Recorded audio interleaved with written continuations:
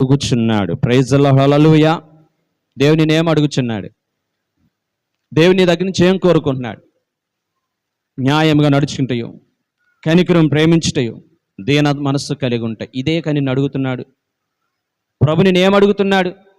వేలాది నదుల విస్తార తైలిని అడుగుతున్నాడా?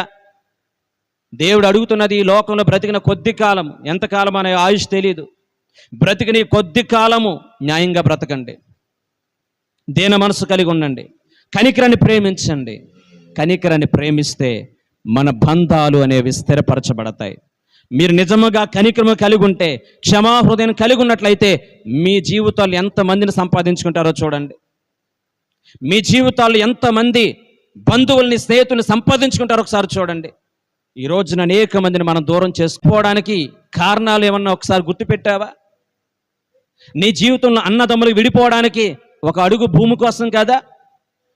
ఈ రోజున నీవు అనేక మంది దూరం చేసుకోవడానికి చిన్న చిన్న విషయాలు కాదా? చిన్న చిన్న విషయాలు కాదా? నీ జీవితంలో ఏమి సంతోషాన్ని, ఏం ఆనందాన్ని మన జీవితంలో పొందుకుంటున్నా?